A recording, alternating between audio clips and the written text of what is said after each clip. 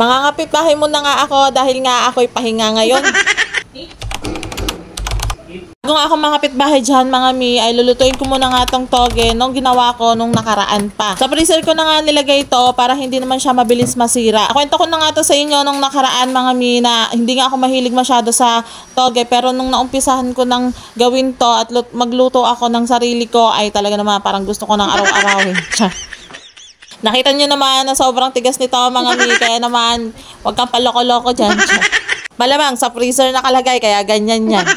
Kaya naman nilalas ko nga lang siya ng mga ilang minuto para naman hindi siya matigas masyadong lutuin, tapos para sa loob ay talaga namang lutong-luto na siya. O diba, kahit kayo naguluhan kayo dun sa paluhanag ko, pero hayaan nyo na, huwag nyo nang stressin yung sarili nyo. Ang mahalaga ay magluluto ako ng toge. Inainit ko nga lang saglit dyan yung kawali mga mi, tapos yan, nung mainit na yung kawali mga mi, yan, naglagay na lang din ako dyan ng mantika. Tapos yan, nung mainit na nga yung mantika mga mi, pinaglalagay ko na nga tong toge dyan. Mabilis na lang din naman kasi lutuin to mga mi, kasi nga bago ko nga nilagay sa rougher yung toge mga mi, ay ginisa ko na yan, malamang. Kasi hindi na pwedeng ilagay na hilaw pa. Alay nga lang pala dyan yung apoy ko dyan mga mi, para naman hindi siya mabilis masunog. Ayan, pag medyo brown na nga siya mga mi, yan, perfect na nga yan para sa akin. Ganyan ang gusto kong luto. Kaya bago pa nga masunog, hahanguin ko na siya. Sila lutunan, toro ni Ma'am si togi pala. Gusto ko nga to habang mainit pa, yan, kinakain ko na para naman napapaso-paso yung bibig ko. Ito naman anak ko, alam naman yung may ginagawa ko dito. Ayan, dami-dami din niyang ginagawa. Nag-spark kasi konti yung saksakan mga mi, kaya naman yan, natakot siya. Kaya tara mga mi, magmerienda tayo ng toge ni Ma'am si Ay. Sarap! Kung may maliligaw nga sa inyo dyan mga mi na bagong TikTok account ka mga mi, yan, please pakipollow nyo na lang din ako mga mi, kasi gumawa talaga ako ng bagong account mga mi, which is ito nga. Pero yung luma kong account mga mi, alam nyo naman na matagal ko na yon, pero talagang hirap na hirap ako doon magka-yellow basket.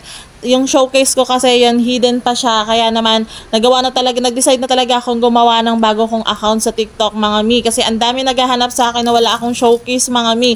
Ewan ko ba, nag-appeal na ako doon, bakit hindi pa hanggang ngayon hindi pa siya bumabalik yung yellow basket ko. Kaya naman talaga nag-decide na talaga ako na gumawa ako ng bagong account mga mi. Please follow nyo ako mga mi sa bago kong account para naman may share na ako sa inyong mga link, tsaka makita nyo na yung showcase ko mga mi. So yan, after ko nga kumain dyan mga mi ng toge, yan maya naman tinawag naman ako dito sa kapatid ko, so another kain na naman siya. Wala na naman ang diet ko, kaya hayaan nyo, magde-day 1 na naman ulit ako. Hindi na ako umabante sa day 1 kong yan. Hindi ko alam kung anong tawag dito, pero alam ko siya, masarap siya mga mi. Yan, kunti nga lang yung kinuha ko dyan, kasi nga busog pa rin naman kasi ako ng mga oras na yan, pero sobrang sarap talaga niya. Sarap nga mga bitbahay dito mga mi, kasi nga yan, ganyan nga yung kalaki yung TV nila, ang sarap na talaga mag-movie marathon dyan. Sa akin kasi dyan mga mi ay hindi kasi siya smart TV, kaya naman hindi tuloy ako nakakapanood ng mga Korean novela. Masarap pala yung ganitong meriendahan mga mi, nako promise, gumawa kayo ng ganito mga mi, meriendahan nyo.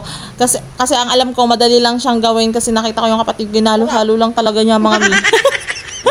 Charot lang. At ito nga, merienda tayo mga mi, yan, tamang nood nga lang, tapos sabayan mo pa ng malakas na ulan. Ay nako, ang sarap talaga ng buhay. Alam nyo mga mi, minsan i-relax nyo din yung sarili nyo mga mi. Ipahinga yung sarili nyo mga mi para naman ma-appreciate nyo yung buhay. Ang sarap kaya, tapos tingnan nyo yung paligid nyo, sobrang sarap talaga. Tapos mapapa-thank you Lord ka na lang kasi ganito yung buhay mo, tapos may ganito ka, diba? Ganun dapat. Pero sa totoo lang mga mi, sobrang sarap talaga. Appreciate nyo talaga yung buhay nyo. Kasi ako nga sa totoo lang mga mi, hindi naman may iwasan yung, ayan, mayroon kang utang, tapos syempre iniisip mo kung paano yung bukas, paano yung buhay nyo.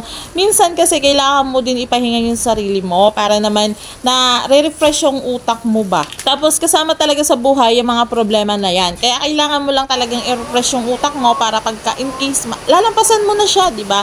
Ang sarap kayo mabuhay, tapos mapapa-thank you Lord ka na lang kasi meron kang ganito, tapos safe ka kasi protected ka ni Lord, ganon. So yun lang mga mi, so balik na nga tayo dito sa ginagawa ko. So kung hindi pa madadagdagan ulit yung mga nilabahan ko mga mi, kung hindi ulit ako maglalaba, hindi ko to ulit matutupi. Diyos ko, inabot na ata ng 1 linggo tong tupiin kong to.